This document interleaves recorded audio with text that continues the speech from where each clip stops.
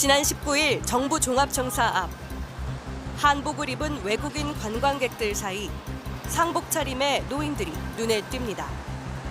침묵 시위 중인 이들은 6.25 전쟁에서 전사한 군인과 순직 경찰의 자녀들입니다. 정부가 유가족 수당 액수에서 부당한 차별을 방치하고 있다고 주장합니다. 다 같은 6.25 사변 때 돌아가신 아버지 자식들인데 너무나 10배나 차이 나기 때문에 그걸 수정해달라고 지금 시위를 하고 있습니다. 정부는 2001년부터 6.25 전쟁 때 사망한 군인과 경찰의 자녀들에게 수당을 지급하고 있습니다. 어린 시절 아버지를 여의고 힘겹게 보낸 유자녀들에 대한 예우 차원입니다. 하지만 지급액을 결정한 규정이 합리적이지 못해 유자녀들은 국가에 대해 많은 섭섭함을 느낀다고 합니다. 그동안 국회에서 그리고 언론 보도에서 지적도 돼 왔지만 6월 보훈의 달이 지나고 나면 또다시 잊혀지는 이슈였습니다. 서울중앙보훈병원에서 20년째 봉사활동 중인 김자야 씨. 1950년 4살 때 아버지는 낙동강 전투에서 전사했습니다. 김 씨는 아버지께 못한 효도를 한다는 심정으로 국가유공자 노인들의 병원 검진을 돕고 있습니다. 전쟁터에서 남편을 잃은 어머니는 막노동으로 자신을 키웠다고 합니다. 미망인이고 우리 유자녀들이고 애비 없는 자식으로서 굉장히 멸시를 받았어요. 멸시를 받다가 보니까 그런 걸 내색도 못했고 우리를 국가에서도 누가 뭐 어떻게 보살펴 주지를 않았어요. 2001년 김 씨에게 자녀 수당이 지급됐습니다. 올해 기준 월 100만 4천 원. 적지 않은 도움이 된다고 합니다. 그게 많이 그걸로 사는 거죠. 그걸로 살고 있어요. 초등학교도 못 나오고 배우지 못하고 또 가진 것도 없잖아요. 누가 도와주는 사람도 없고 참 고아나 날 다름없이 자란 애들이 너무 많아요. 우리. 아버지 묘소를 찾은 또 다른 유자녀, 조성길 씨입니다. 아버지는 1952년 고성전투에서 전사했습니다. 7살 때 아버지의 사망 통지를 받은 조 씨는 홀로 남은 어머니를 위해 초등학교 졸업 후 곧바로 생계전선에 뛰어들었다고 합니다. 시골에 땅도 없고 물려받은 땅도 없고 하니까 장사를 했어요. 계란 장사. 남산 야외음악 땅에서 노숙했어요. 저녁에 밥은 남대문 시장 가면은 그 수제비 있어요. 밀가루 반죽해가지고 떼는 수제비. 그게 제일 쌌으니까 그거 사 먹고.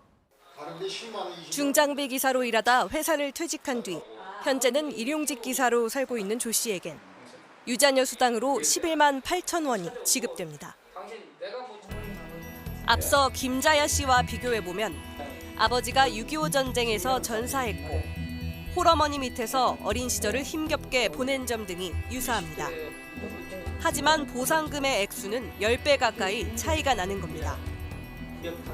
국가유공자의 자녀라는 자부심으로 살아오고 있지만 아버지 목숨의 대가는 무공훈장뿐이란 생각에 허망함도 느낀다고 합니다. 이건 형평성에서 진짜 너무 문제가 많다고 생각해요. 시행에서는 평등치 못하니까는 항의를 할 수밖에 없죠. 이렇게 유자녀 수당 액수가 크게 차이가 나는 건 정부의 분류 방식 때문입니다. 정부는 6.25 전몰군경 자녀 수당을 책정하면서 자녀들을 3등급으로 나눴습니다. 아버지 사망 후 어머니가 재혼에 떠나버려 사실상 고아가 된 경우는 재적 유자녀로 월 120여만 원을,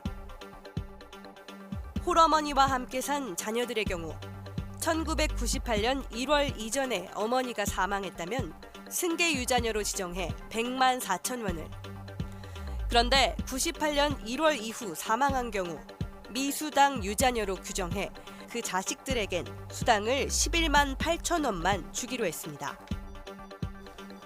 기준이 된 법 개정 시점 98년 1월에서 하루 앞서 97년 12월 31일 어머니가 돌아가셨을 경우 한 달에 100만 원씩 받게 되지만 바로 다음 날인 98년 1월 1일에 돌아가셨다면 11만 8천 원의 보상금만 받게 됩니다. 제도 시행 초기엔 11만 8천 원마저도 지급되지 않다가 강력한 항의가 이어지자 지난해 7월부터 지급되기 시작했습니다. 저희 어머니가 조금 오래 사셨다는 그 핑계 하나로 우리 유자녀들을 미수당 유자녀라고 국가보훈처에서 이름을 지어놓고 자그마치 17년 동안 정부에서 단돈 1원짜리커녕 어떠한 프로그램 하나 없었습니다. 100만 원대가 아닌 11만 8천 원을 받는 유자녀들은 현재 13,000명. 그날이 딱 저희 아버님 제삿날이었습니다. 그래서 11만 4천 원을 상에 올려놓고 한없이 울었습니다. 유가족의 사망 시점에 따라서 차별을 하고 있잖아요. 그것도 또 지급액이 10배나 차이가 났다고 하니까 이것은 뭐 명백히 평등의 원칙에 어긋나는 시행령의 내용이죠. 국가보훈처는 재정당국과 협의해 수당을 지속적으로 인상해 나가겠다는 입장입니다. 지금이나 예나 똑같은 얘기입니다. 우리 대한민국이 좀 더 부강하고 돈이 많으면 점차적으로 수당을 늘려주겠다. 그게 말이 되는 얘기입니까? 여야 정치권도 대체적으로 문제점을 인정합니다. 그래서 11만 8천 원의 6배인 월 70만 원으로 올리자는 법률 개정안도 발의돼 있습니다. 시간이 문제거든요. 현재 이제 6.25 참전 전몰군경 유자녀분들이 거의 65세 이상입니다. 그러니까 이분들한테 빨리 수당으로라도 예우를 해드려야 되는데 국가가 예산이 없다는 이유는 이제는 이제 변명의 여지가 없는 거죠. 6.25 전쟁에 참전했던 유공자는 물론 그런 부모님을 모시고 있거나 모셨던 자녀들도 국가를 향해 서운한 마음이 크다고 합니다. 금전적 지원을 받는다 해도 그 액수가 희생에 비해 너무 적거나 아예 없었기 때문이라고 말합니다.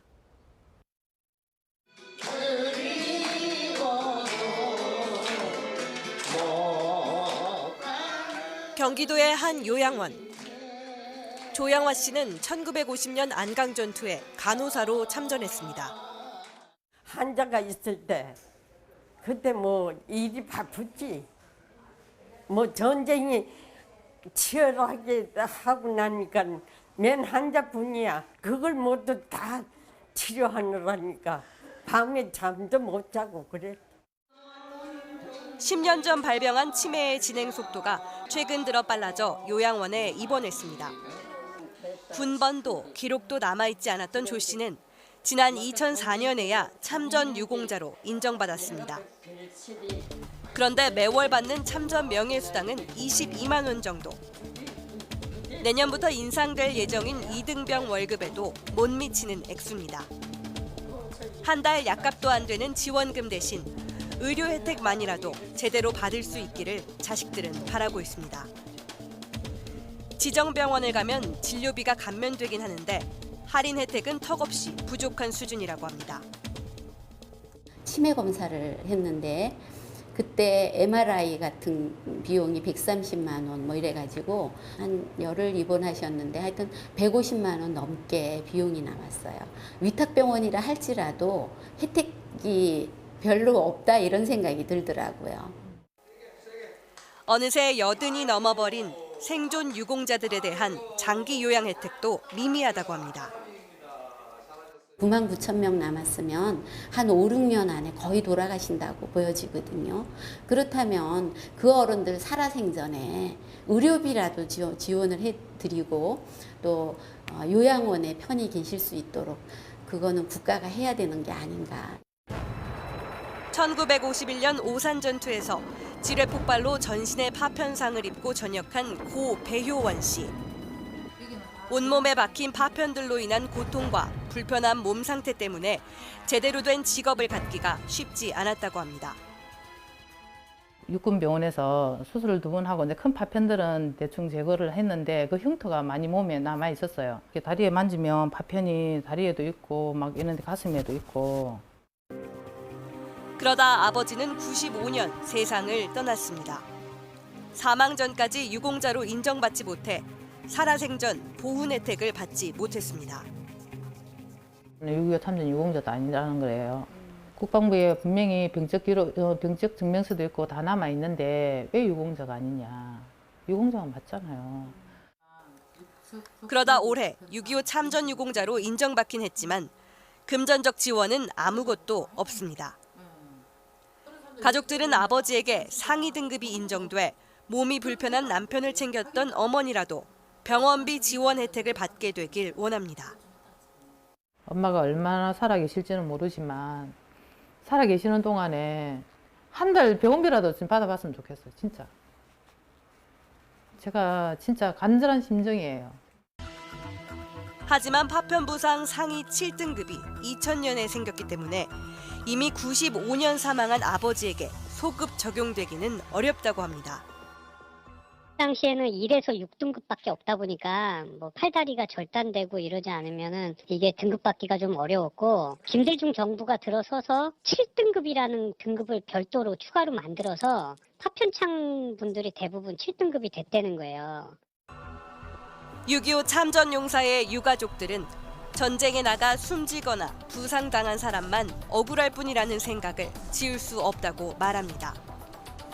왜 국가가 먼저 나서서 권리를 찾아주지 않느냐는 불만도 제기합니다. 공무원들이요, 찾아주는 것이 없어요.